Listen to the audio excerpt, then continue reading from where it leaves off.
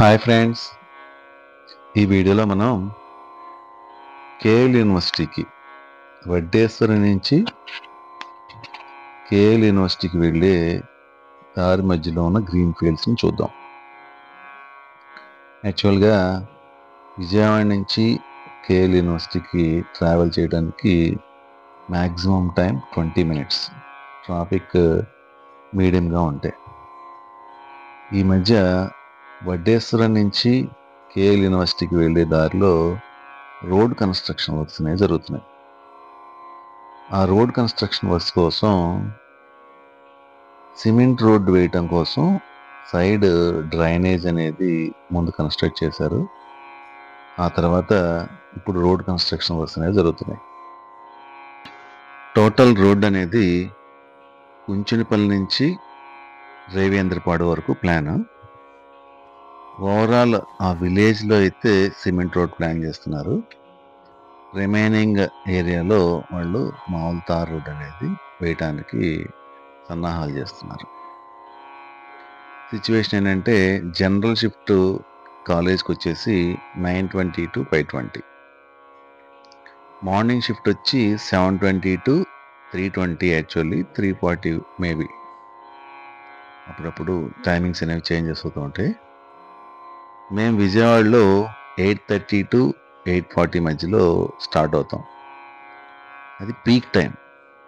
అందరూ ఆఫీసులకి వెళ్ళే టైం, పిల్లలంతా స్కూల్స్కి బయలుదేరే టైం, పేరెంట్స్ కంగారుగా, ఆటో వాళ్ళు అందరూ ఎవరికి వాళ్ళు అర్జెంటుగా మనం వెళ్ళిపోవాలి, మన డెస్టినేషన్ అనేది రీచ్ అయిపోవాలి అన్న సిచ్యువేషన్లో చాలా ఫాస్ట్గా కంగారుగా వెళ్తుంటారు.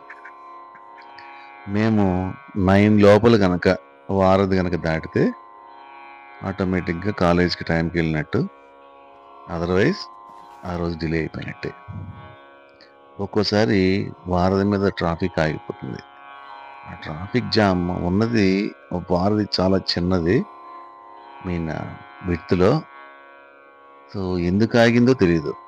ఓవరాల్గా అలా బండి కట్టి అని చెప్పి స్లోగా వెళ్తూ ఉంటాం.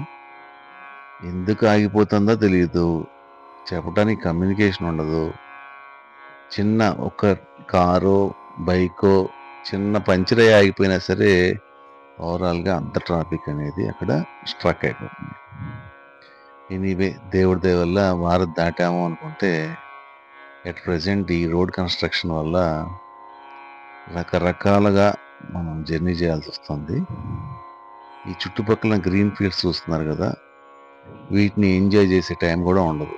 ఎందుకని డ్రైవ్ చేయాలి. వన్స్ డ్రైవ్ చేస్తున్నప్పుడు లోపల ఒక టెన్షన్. ఒకవేళ ఫస్ట్ అవర్ ఉంటే 9:20కి తంబేస్తే కుదరదు. మినిమం 5 మినిట్స్ ముందన్న తంబేయాలి. అప్పుడే మనం క్లాస్కి వెళ్ళడానికి ఛాన్స్ ఉంటుంది.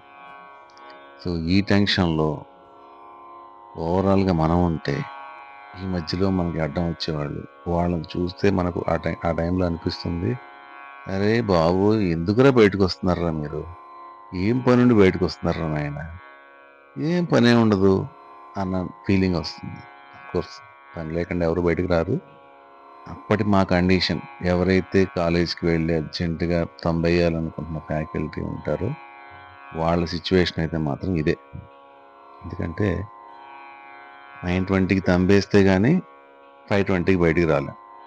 ఒకవేళ 9:25కి వేసాం అనుకోండి, evening 5:30 plus 1 hour plus 5 minutes 6:35కి తంబేయాల్సి ఉంటుంది. అది రూల్ అక్కడ. సో ఎనీవే, ఈ చుట్టుపక్కల ఉన్న గ్రీన్ ఫీల్డ్స్ మొత్తాన్ని ఒకసారి వీడియో తీద్దాం అనిపించి లైట్గా ఇలా షూట్ చేసాం. సో ఏరియా మాత్రం ఒకవేళ స్లోగా చుట్టుపక్కల ఎంజాయ్ చేస్తూ వెళ్తే మాత్రం చాలా బాగుంటుంది. గ్రీన్ ఫీల్డ్స్ ఎవరికి నచ్చో చెప్పండి. సో రోడ్స్ కూడా ఓకే. ఎందుకని మనం చాలా మధ్యలో నుంచి వెళ్తూ ఈ గ్రీన్ ఫీల్డ్స్ మధ్యలో పెద్ద రోడ్ ఎక్స్పెక్ట్ చేయలేం. బట్ వాట్ ఎవర్ మేబీ, మొత్తానికి మేము గమ్యం చేరడానికి ఈ రోడ్స్ అనేవి చాలా యూస్ఫుల్ అవుతున్నాయి. Anyway, this is one type of enjoyment. Thank you friends.